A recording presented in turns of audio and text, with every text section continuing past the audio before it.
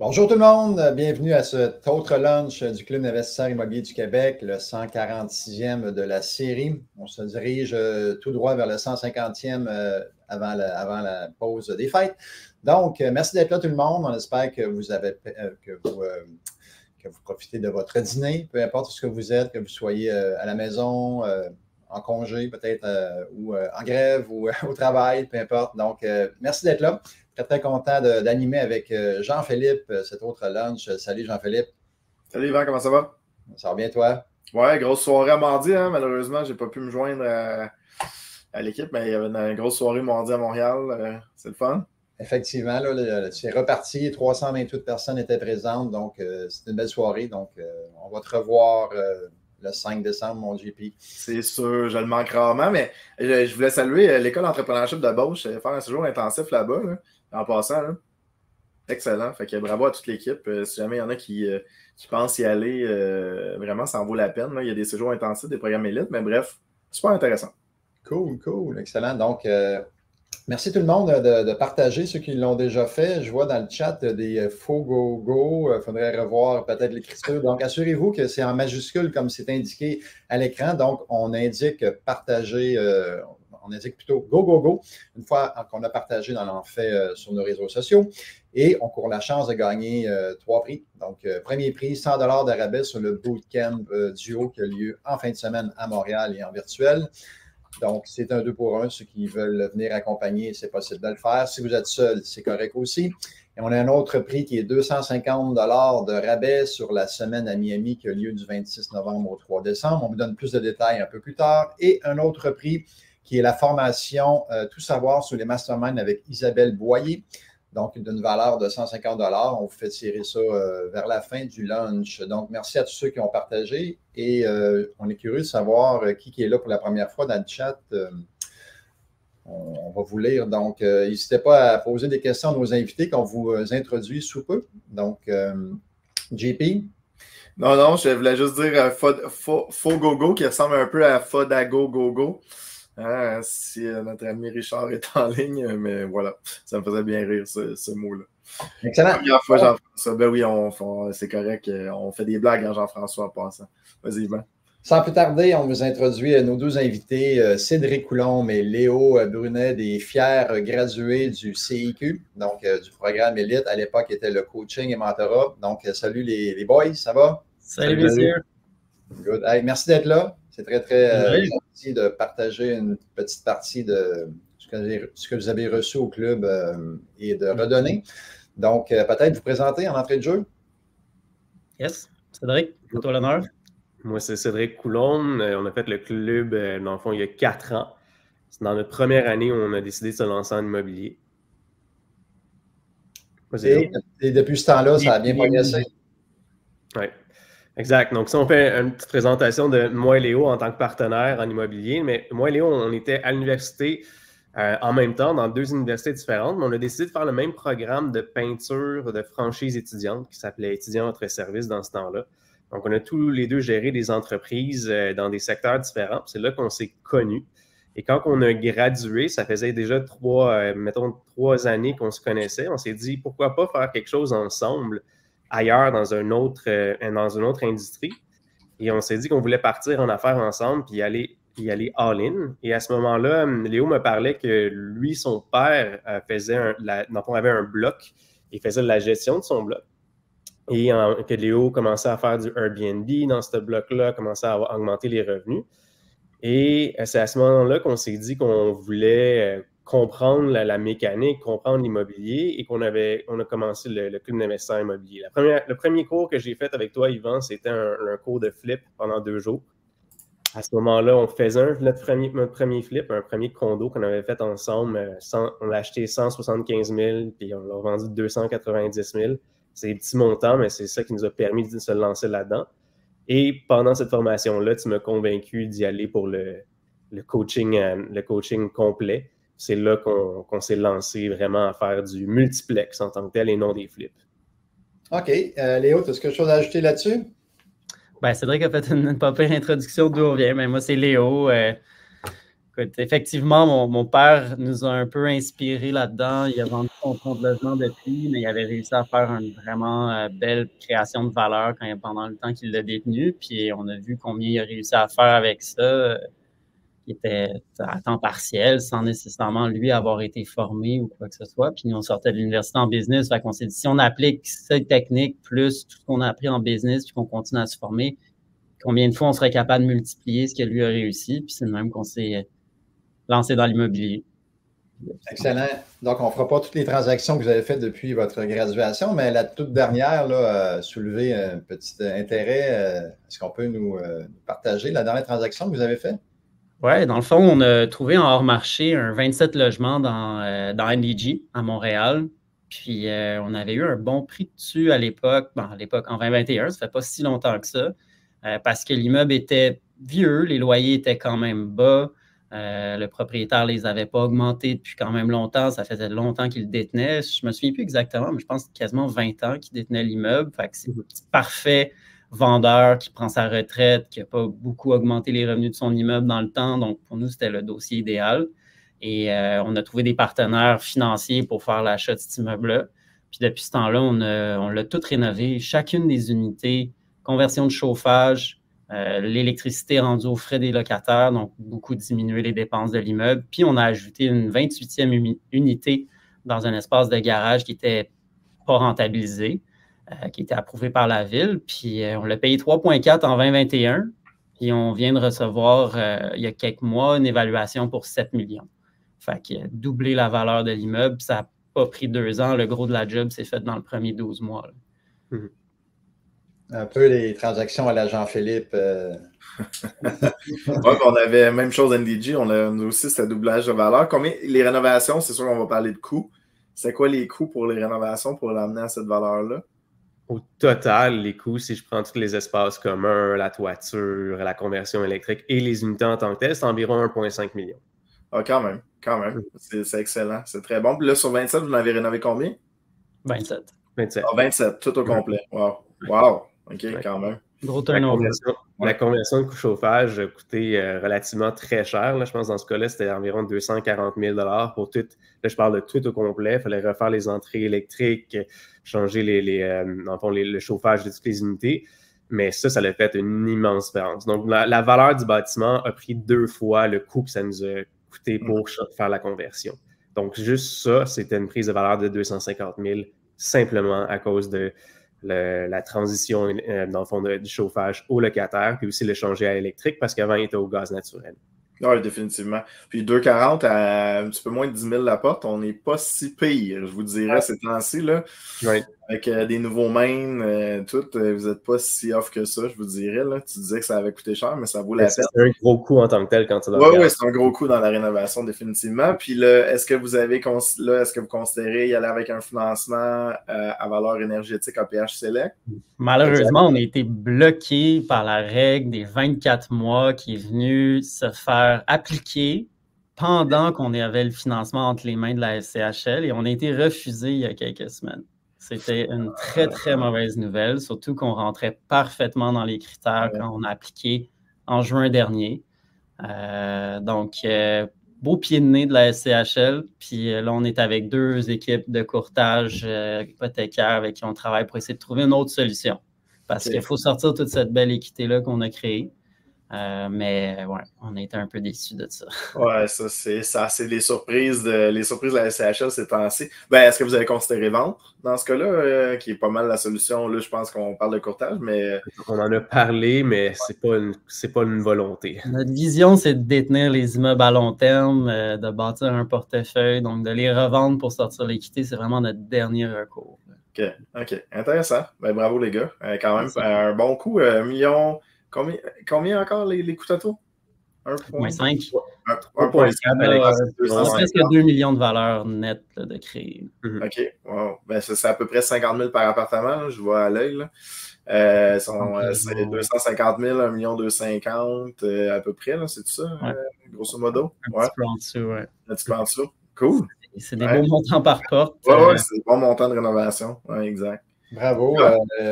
Tu as parlé de financement, mais j'allais te poser la question à un embûche que vous avez rencontré. Ça en a un, la SCHL qui a mis un embûche. Il y a quelqu'un qui pose la question. Vous avez rénové 27 logements sur un 27 logements, donc vous avez mis le locataire dehors. La question de José-Anne Beaulieu ici. Donc, nous, on offre toujours des montants d'argent aux locataires s'ils veulent, dans le fond, se réaménager. Et les lignes locataires qui veulent rester, on leur offre, dans le fond, une espèce de liste de menus ou de tous les items qu'on peut rénover pour eux en fonction d'une augmentation certaine. Donc, on ajoute des électroménagers, mais c'est 50 $ de plus par mois. Ou on fait ta salle de bain, c'est 100 $ de plus par mois. Et c'est comme ça qu'on est capable de rénover en même temps que des locataires qui sont à l'intérieur des logements. Et tout le monde est content parce que nous, on a des augmentations de notre côté. En même temps, les locataires ont ce qu'ils veulent. Donc, ils sont contents d'avoir un nouveau plancher, une nouvelle salle de bain, une nouvelle cuisine. Oui, mais considérant l'étendue des travaux qui étaient à faire, là, on n'en a pas qui ont voulu rester. C'était quand même un gros chantier, puis à quelque part, on les comprend. Là. Excellent, excellent. JP, as-tu ciblé une question dans le chat en lien avec le partenariat aussi, peut-être, parce qu'on va parler de partenariat souvent. Oui, on va parler de partenariat. Ben, en fait, moi, c'est intéressant parce qu'on a eu deux multilogements qui ont fait des conversions vraiment importantes. Un dans Notre-Dame-de-Grâce où on a 33 sur 36 locataires, justement, avec des montants. On est toujours très éthique là, avec les locataires dans notre approche. J'en suis persuadé, vous aussi, les gars. Ah oui. On a 33 sur 36, puis là, on vient de faire 69 logements dans le sud-ouest. On a une conversion, on est à 56 sur 69. Et si je ne me trompe pas, il y a une dizaine de locataires quand même. Les loyers ont doublé, rénové, puis ils ont bougé quand même. C'était surprenant. C'est pas arrivé à NDG, mais c'est arrivé dans le sud-ouest où est-ce qu'il y a des locataires qui ont changé. Proposez-le. C'est arrivé aussi dans le passé. C'est arrivé dans le passé aussi. Hein? Qui sélectionnent des éléments, puis des grosses augmentations en échange, puis ils étaient bien heureux. Mais c'est excellent parce que là, on se trouve à déjà avoir loué l'unité. Nous, ce qu'on faisait, c'est qu'au lieu d'offrir un montant d'argent, on donnait une gratuité. Fait qu'on donnait, par exemple, une certaine gratuité quand on avait ce mouvement-là qui se faisait. Fait que c'était gagnant-gagnant pour tout le monde. Je trouvais ça vraiment le fun. D'ailleurs, dans le livre qu'on a coécrit, Yvan et moi, on parlait de la méthode cascade. On lui a donné un nom, là, où est-ce que les locataires descendent dans les ou montent dans les locataires, les logements. Fait que ça bouge comme ça. En fait, c'est emprunté à Joël Martel, le mot. Donc, voilà. L'ajout des services aussi fait une grosse différence. Donc, Internet, c'est toujours une excellente solution. Aussi, les électroménagers, nous, on a ajouté, il n'y avait pas de laveuse-sécheuse dans chaque unité. On a littéralement ajouté ce service-là ou ces laveuses-sécheuses-là. Et je crois que ça va vraiment chercher une qualité de locataire au-dessus de la moyenne. Avoir une laveuse-sécheuse dans l'unité et non avoir une belle buanderie en bas. Depuis la COVID, avoir sa buanderie dans son logement, là, c'est très, très populaire. Excellent, les boys. Ça met bien la table. Bravo pour cette belle transaction-là. Puis je sais qu'il va y en avoir d'autres avec votre nouvelle structure que vous allez mettre en place. Vous êtes en train de mettre en place, mais il y a quelqu'un qui pose une question sur les partenaires financiers. Comment avez-vous trouvé les partenaires financiers pour cet achat? Comment on s'y est pris? Pour nous, c'était bien important, surtout dans nos débuts, d'aller voir des investisseurs établis dans l'industrie pour comprendre leurs méthodes, leurs techniques, d'aller chercher du mentorat dans le fond. Puis, indirectement, ça nous a amené plein d'investisseurs de faire ça. D'aller les voir pour des conseils, ça a créé une relation de confiance, de transparence, puis dans le fond, d'humilité aussi, parce que tu les approches en parfaite humilité, tu vas apprendre d'eux autres. Cette relation-là, c'est souvent transformée en relation de partenariat. Puis dans ce cas-ci, c'est comme ça que c'est arrivé. OK. JP, t'avais-tu quelque chose à ajouter là-dessus, toi? Non, juste là, on va parler beaucoup de partenariat, je vais le dire une fois. Avocat, s'il vous plaît, partenariat, partenaire financier, investisseur, tous ces termes-là. Allez voir votre avocat, c'est tout régi par l'AMF, faire attention avec ça. Fait que c'était l'avertissement, la note de bas de page de ce live. Fait que c'est sûr qu'on va parler d'investissement partenariat. Il y a certaines conditions, on a le droit, on n'a pas le droit, faites attention. D'ailleurs, dans ce sens-là, vous avez été voir notre ami Richard Damour, je crois. On est allé voir Richard, puis on se fait suivre dans tout ça, puis plus on étudie le dossier, plus on réalise que l'AMF niaise pas avec le POC. Puis il n'y a pas de notion de contexte, il n'y a pas de notion d'intention, c'est vraiment, là, il applique la règle extrêmement à la lettre. Il Fait qu'il faut savoir c'est quoi la règle. OK. Parlant de règles, justement, Alexandro, il revient à la charge. Quelle est votre structure légale de partenariat? Donc, jusqu'à présent, ou dans les dernières années, nous, on a toujours fonctionné dans des incorporations. Donc, moi et Léo, on a une compagnie ensemble. Donc, on est partenaires, dans le fond, depuis le début ensemble. Et chaque bâtiment est dans une autre compagnie que le holding détient. Donc, nous, on a des parts dans plusieurs autres compagnies qui détiennent des bâtiments. Et on a d'autres partenaires qui détiennent des parts dans ces compagnies-là qui détiennent des bâtiments eux-mêmes. Okay. Donc, on a plusieurs Inc., dans le fond, dans notre parc immobilier, et chaque bâtiment est dans une Inc. différente. Ça, c'est présentement, mais là, vous en allez où par la suite? Exactement. Donc là, on lance une société en commandite qui est, je ne sais pas c'est quoi les termes exacts à mentionner ici, mais ça représente un peu comme un fonds d'investissement privé où les gens peuvent souscrire à dans le fond, ce n'est pas des parts, mais c'est des montants d'argent dans le fonds pour pouvoir investir avec nous en immobilier. Ce qui peut être intéressant aussi à expliquer, c'est que jusqu'ici, on a toujours suivi la même logique. Trouve un bon deal, les investisseurs vont suivre. Puis ça a fonctionné. Quand tu as le deal, tu as le contrôle. Puis si les investisseurs cherchent des opportunités, ils vont embarquer avec toi. Mais à des fins de négociation, d'avoir un meilleur pouvoir de négociation dans le marché en ce moment, puis pour être capable d'agir plus rapidement sur des deals, on a choisi pour la suite d'inverser l'ordre puis de trouver le capital d'abord. Donc, on réunit nos partenaires passifs dans le projet avant d'aller dans le marché. Puis, il faut avoir un track record d'établi avant de pouvoir faire ça. Donc, quand on a commencé, ce n'était pas une option. Mais maintenant qu'on l'a établi, notre track record, on peut se permettre d'aller chercher la confiance de nos investisseurs à l'avance. Puis, si vous ne trouvez pas de deal, mettons, ça prend 1 an et demi à trouver un deal. Qu'est-ce qui se passe? Donc, il y a différentes manières de structurer une société pour répondre à ce problème-là. Dans certains cas, il va y avoir des capital calls, qu'on appelle des appels de capitaux. Donc, tu attends d'avoir le deal avant d'appeler les capitaux, mais ils ont déjà été engagés. Les gens se sont engagés pour un certain montant. Donc, c'est ficelé, mais tu attends de trouver le deal avant de déployer ces capitaux-là.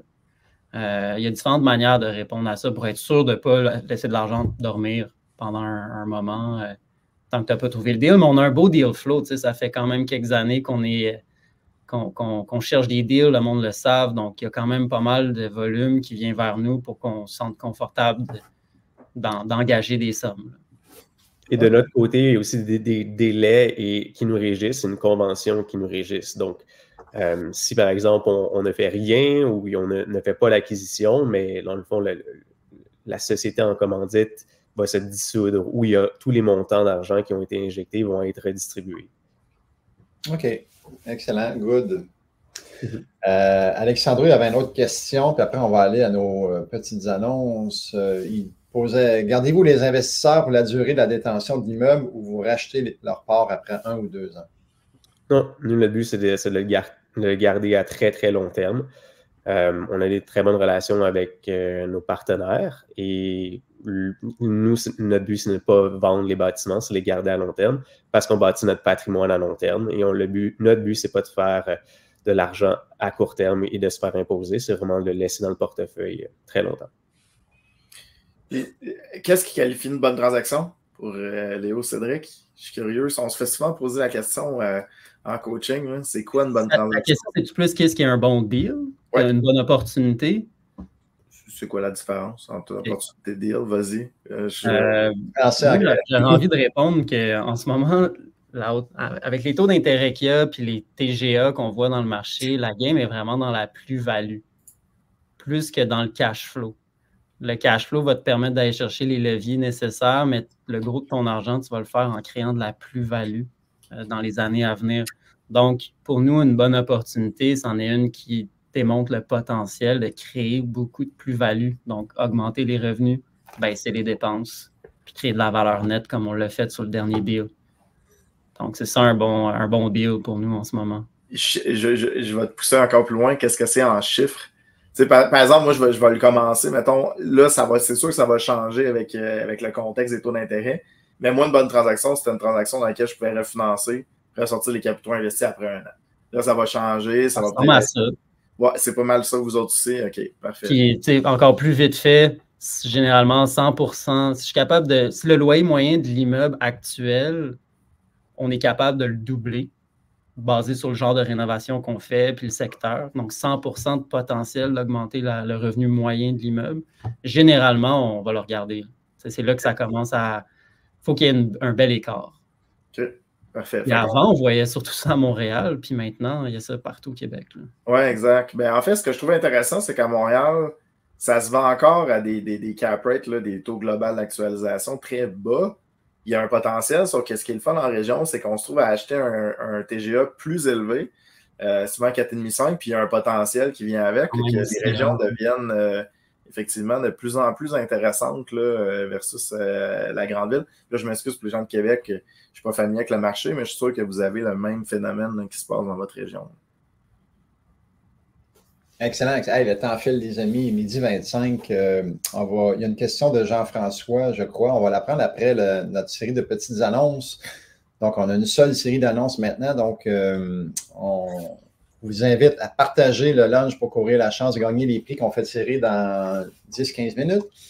Donc, une fois c'est fait, inscrivez go, go, go, comme plusieurs l'ont fait dans le chat pour être éligible. Donc, on est très actifs encore au club. Mercredi de cette semaine, 34e virtuel, donc le 15 novembre prochain.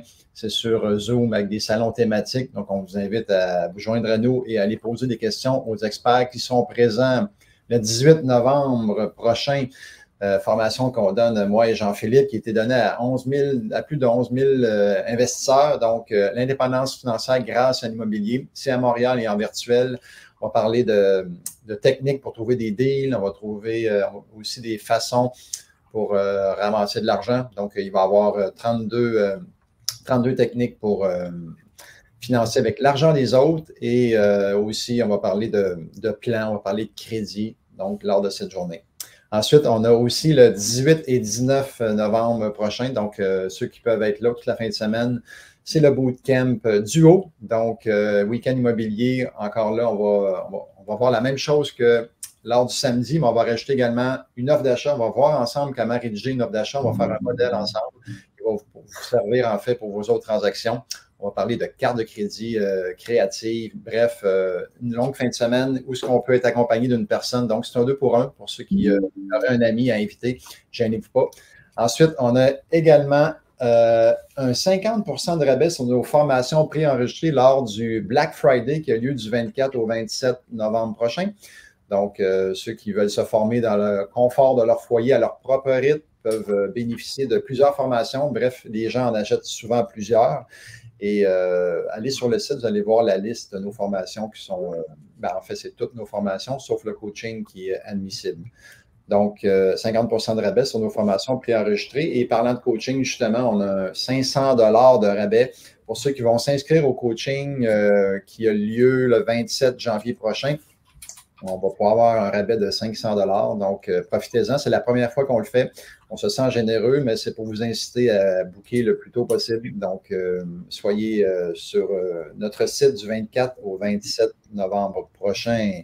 Et on enchaîne avec notre semaine à Miami qui a lieu du 26 novembre au 3 décembre. On est 30 personnes à aller passer une semaine ensemble pour découvrir comment investir en Floride. C'est complètement différent qu'au Canada, qu'au Québec.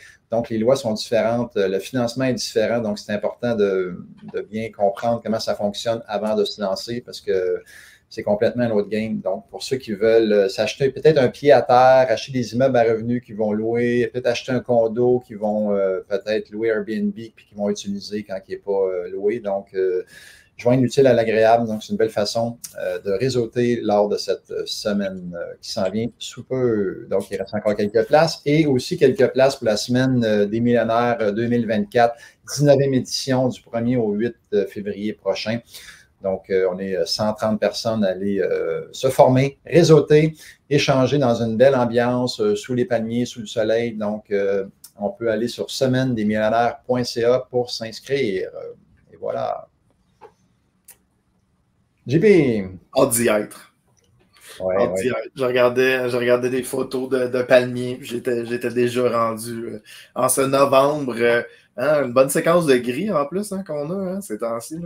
Ça fait du bien un petit peu de soleil. Donne le soleil. Ouais, puis en passant, là, la semaine des millionnaires, c'est complètement extraordinaire. Si vous avez le temps et les moyens de vous le permettre, là, vous allez pas regretter. C'est des échanges beaucoup plus profonds qu'on a. On parle du temps avec les gens dans différentes situations. Les focus group, fait que, il y a des partenariats qui se sont créés là. Il y a des couples qui se sont formés là aussi. Il y a de tout, là, vraiment. C'est une super semaine. Là. Fait que si jamais vous avez le temps et les moyens, là, je vous dis, vous ne regretterez pas. C'est bien rare qu'on voit les gens qui reviennent de là et disent « j'aurais pas dû y aller ». En tout cas, c'est plutôt rare. Fait que voilà, c'est la petite pub pour la semaine des millionnaires parce que je me sentais la tête dans le sud. Yes. Voilà. Good. Jean-François avait une question. Là, je ne sais pas si tu l'as ciblé. Jean-François, comment avait battu le track record? C'est celle-là? Oui, parce que... Parlez-moi de vos premières transactions, peut-être, les gars. Quand on parle de track record, là, c'est une crédibilité, en fait, là, en français. On se bâtit une crédibilité face aux acquisitions qu'on fait, puis on a un certain track de succès basé là-dessus. C'est un à la fois. C'est une transaction à la fois, bien sûr. Aujourd'hui, on en a peut-être, je ne sais plus par cœur, mais une dizaine. On regardait nos statistiques. On a fait pour 20 millions de dollars de projets, de valeur de projet total. On a levé pour environ 6 millions de capitaux pour faire ces projets-là. Mais au début, là, notre premier deal qu'on a fait ensemble, moi et Léo, c'était un condo qu'on a flippé, qu'on a acheté 175 000, qu'on l'a vendu 290 000. Ça a commencé comme ça. Aujourd'hui, on fait des transactions à des millions, mais ça a parti de ces transactions-là. Et bien sûr, on utilisait toujours la méthode d'utiliser l'argent des autres. Donc, moi et Léo, depuis donc ces 10 transactions-là, on a personnellement mis au début là, juste 3 000 $ dans un compte en banque pour s'incorporer puis payer des frais connexes au début. Tout le restant de l'argent a été soit des dettes ou soit des partenaires qui nous ont aidés pendant tout ce processus-là. Puis si on revient pour le commencement, donc on a fait notre premier deal, on a fait l'argent avec ça, on était content. On l'a nous-mêmes rénové, ce premier condo-là. Et en même temps, on faisait, comme je disais au début, on faisait le club, on faisait la formation du club où Yvan nous disait arrêtez de faire des flips quasiment, faites dans le fond du multiplex, comme ça vous allez faire de l'argent. Donc on s'est mis corps et âme à essayer de trouver notre premier deal et de multiplex. Et suite à notre premier condo, le premier plex qu'on a acheté, c'était un 10 unités dans Hochelaga. Donc, c'était notre première expérience au Plex. On a commencé par un 10. On est vraiment heureux d'avoir commencé avec un 10 parce qu'il y avait un concierge sur place, il y avait du volume, on était capable de faire plusieurs choses avec. Et c'est comme ça qu'on a continué. On regarde toujours des bâtiments qui sont au-dessus de 10 unités pour pouvoir avoir assez de volume pour continuer. Puis vos plus grands défis en tant que partenaire, là, parce que c'est pas toujours facile et rose, c'est quoi vos défis là, que vous rencontrez dans votre partenariat? On a essayé d'avoir le moins de défis possible. Moi et Léo, ça fait 10 ans qu'on se connaît. Puis on a travaillé ensemble avant de faire, avec Intelligent Entre Services, comme je parlais tantôt, on a travaillé ensemble avant de faire le club. Donc, le fit était, selon nous, on l'avait déjà. On s'est dit, on se connaissait, on veut aller par en avant. Aujourd'hui, on a divisé la business pour ne pas avoir de clash ou le moins de clash possible. Donc, on a vraiment des silos, si tu veux, de qui fait quoi. Et comme moi, j'ai vraiment confiance envers Léo quand il va prendre des décisions dans cette partie-là de la business et vice-versa. Et on a bien sûr des rendez-vous à chaque semaine ou mensuels sur des points globaux de la compagnie pour prendre des décisions ensemble. Mais le but, c'est qu'on a vraiment divisé les choses pour pouvoir, dans nos expertises, pour pouvoir prendre des décisions nous-mêmes et ne pas doubler les efforts qu'on a besoin de mettre dans un item parce qu'on était juste deux à vouloir savoir qu'est-ce qui se passe. Peut-être un autre point aussi par rapport au partenariat. Jusqu'ici, dans tous les partenariats qu'on a formés, c'était plus des relations partenaire capital, partenaire opérateur. Là où il n'y avait pas trop de place pour qu'il y ait des clashs. On n'a pas partagé le chapeau de gestion avec qui que ce soit à date. Puis on est content de l'avoir fait parce que ça aurait été difficile de partager des responsabilités avec quelqu'un qui arrive de l'extérieur. Donc, c'est difficile de prendre des décisions en groupe. Donc, le plus petit le groupe est, en général, le mieux c'est. JP, quelque chose à ajouter? Avez-vous fait des tests de personnalité? Parce que je suis un peu comme vous autres, les gars, c'est très, très similaire là, avec ça. Moi, j'ai un partner avec mon meilleur ami que j'ai rencontré à l'université aujourd'hui. Très complémentaire. Donc, moi, je m'occupe jusqu'à la transaction. Nicolas s'occupe rénovation, négociation locataire principalement aussi. Fait que, on tranche au notaire. On n'a jamais fait de test de personnalité, mais on sait très bien que une et l'autre, là, il y a une période, il y a une place où est-ce qu'on est, nos connaissances sont complémentaires. Exact. Avez-vous fait ça? Je suis curieux. On en a fait. On en a fait il y a longtemps, par contre, puis honnêtement, je me souviens plus trop des résultats, mais c'est plus par l'expérience qu'on a trouvé nos complémentarités puis nos forces. Donc, ça demande de la confiance. C'est ça qui est difficile aussi à... Il faut que tu l'aides déjà, parce que créer de la confiance dans le partenariat, pendant le partenariat, ça, c'est plus touché, tu sais. Qu'est-ce qui arrive si ça ne s'installe pas? Mais si la confiance est déjà établie, ben là, l'autre, il peut faire ses affaires, puis tu n'as pas besoin de vérifier tout. Tu peux faire les tiennes, puis ça crée vraiment plus de simplicité. Exact. Ouais, c'est ça. Si tu penses qu'il va te voler une scène, c'est là, que le pépin peut arriver. Ah, Yvan, t'as changé de studio? Studio 1 à Studio 2? Non, c'est bloopers, vu que, en tout cas, mon fil n'était pas chargé. C'est correct, ok. Fait que l'écran, c'est pas. J'adore à mettre dans les bloopers. Ben c'est intéressant. Puis les gars, séparation des tâches entre vous deux, ça ressemble à quoi? Est-ce que. Un peu comme toi, Léo fait plus côté acquisition. Et dans le fond, à partir du moment où l'offre d'achat est acceptée, puis on veut avoir cette transaction-là, là, c'est plus moi qui prends la relève pour tout ce qui est due deal et côté opération, gestion des projets en tant que tel. Léo, on croit vraiment que dans le fond, l'opportunité est dans les deals et la levée des capitaux. Côté gestion des projets, il faut la faire, il faut l'optimiser, ce projet-là. Et c'est ça qui est mon rôle, mais la majorité des ressources, toute question de dépenses par mois en tant que compagnie, c'est vraiment pour aller chercher des nouveaux deals, puis aller, dans le fond, avoir plus de projets à faire. Est-ce que vous êtes ouvert à partager votre meilleure méthode de prospection en date? Là, on parlait du hors marché. Ouais, c'est pas facile, mais c'est le porte-à-porte, cold call.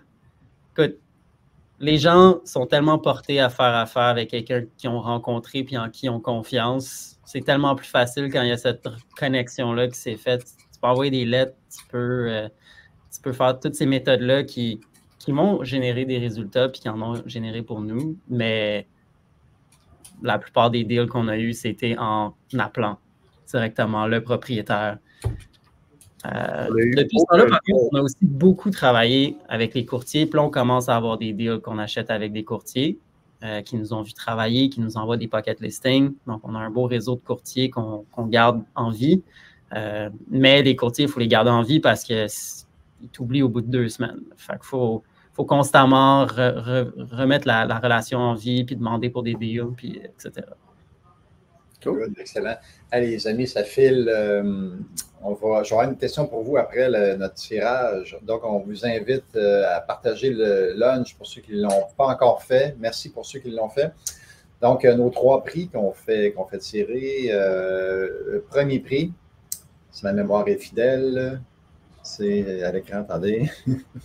100 $ sur le rabais sur le Bootcamp qui a lieu du 18 au 19 novembre prochain. Donc, c'est à Montréal et en virtuel. Et ceux qui ne peuvent pas être là pour le samedi, dimanche, il y a aussi le cours L'indépendance financière grâce à l'immobilier qui a lieu le samedi. Donc, pour ce qui est du 100 $ sur le Bootcamp, ben, on récompense Alexandro qui a quand même posé quelques questions. Il est un pourvoyeur de questions durant le lunch, donc tu es récompensé. Et Alexandro, tu t'inscris et tu peux amener quelqu'un, un ami, un partenaire, un parent, un enfant, peu importe, un collègue de travail. Donc, 2 pour 1 suite à ton inscription. Ensuite, on a 250 $ de rabais sur la semaine à Miami et c'est gagné par Kangaroo Joe. Donc, félicitations. Et l'autre prix, le dernier, c'est la formation sur les masterminds avec Isabelle Boyer qui a lieu en virtuel le 27 novembre prochain. Et le gagnant ou la gagnante est Willy Chalifou. Donc, félicitations, Willy. Donc, les 3 gagnants peuvent réclamer leur prix en allant sur le site du club ou en contactant Julie au bureau au 450-679-0261. Excellent.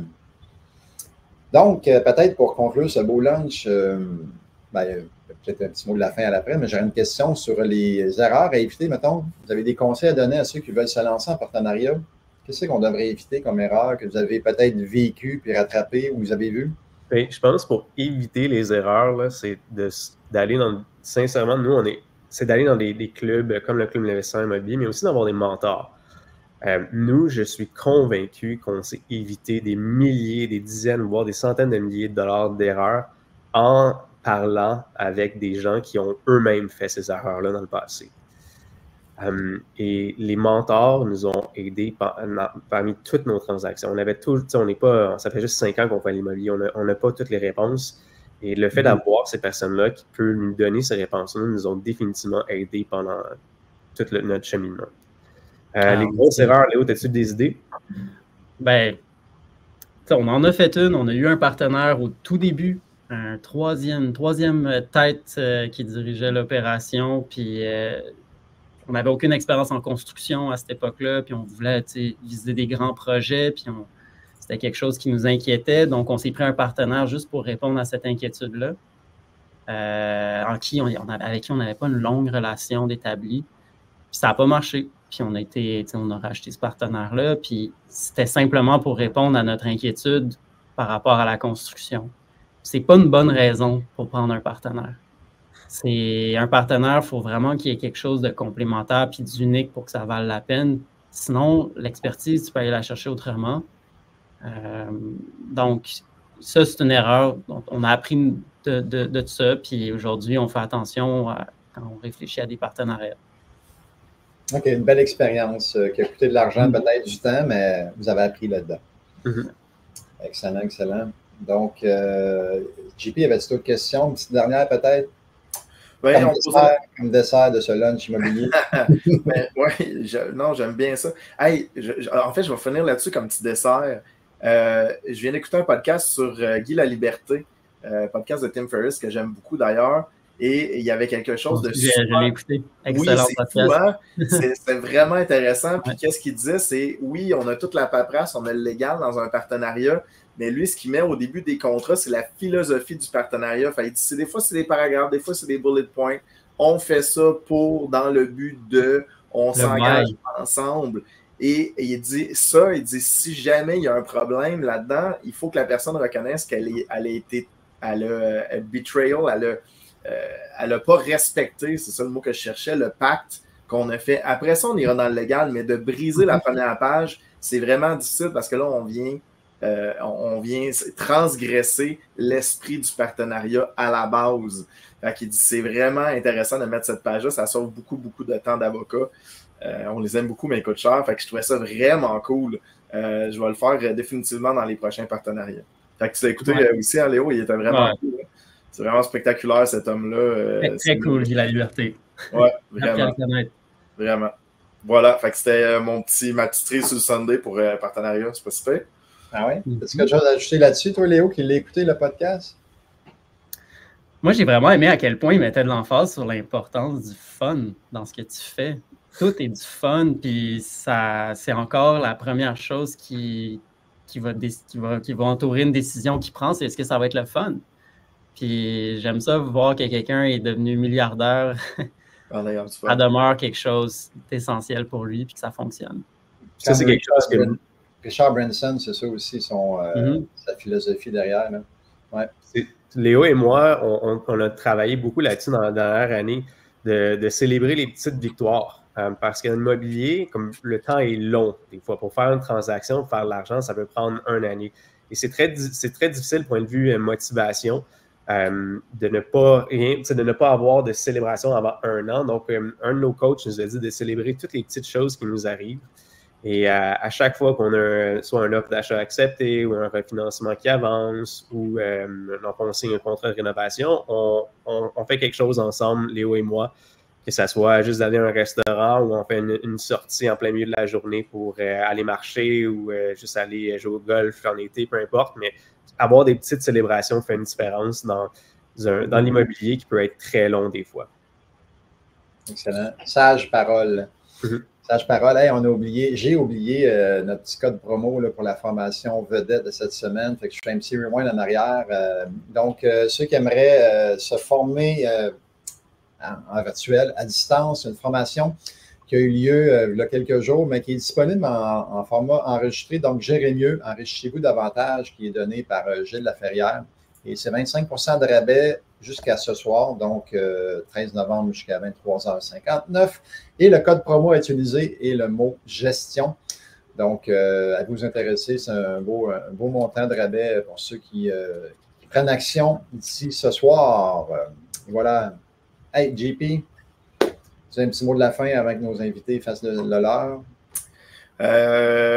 Non, mais tu sais, je vous connais depuis un certain temps. D'ailleurs, je crois vous avoir renseigné il y a 5 ans. Il y a ça longtemps dans le coaching élite, ou du moins dans d'autres formations. Puis c'est très cool, on vous voit évoluer. Vous êtes vraiment des bons partenaires ensemble. Puis super le fun, agréable à jaser aussi. Fait que je vous souhaite la meilleure, même, je ne suis même pas besoin de souhaiter la meilleure des chances. Bonne continuation, puis continue d'avoir du plaisir puis de faire les petites célébrations. C'est quand même cool parce que souvent, l'immobilier, tu as 99 mauvaises nouvelles pour une bonne. La bonne, c'est le refinancement puis la vente. Après ça, c'est juste des problèmes dans le lot. Fait que c'est important de célébrer ces petites victoires-là puis de garder du fun là-dedans. Ben, c'est nous qui vous remercions.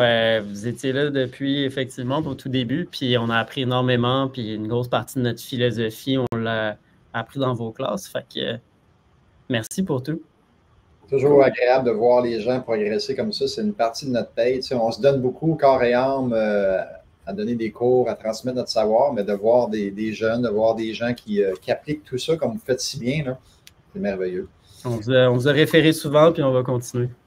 Bon, excellent, excellent. Hey, merci beaucoup. Je ne sais pas, dans le chat, je suis curieux de voir si vous avez apprécié le lunch. Écrivez-le dans le chat. Donc, ça serait le fun de voir vos commentaires sur votre appréciation de Cédric et de Léo qui ont fait un super bon job, même s'ils se sont amusés. C'était pas une job, mais quand même, qui ont bien fait ça. C'était de la job certains jours. Comment? C'était quand même de la job certains jours. Ouais. Good, good. Hey, merci beaucoup tout le monde. Donc, nous, on se revoit la semaine prochaine, donc le 20 novembre.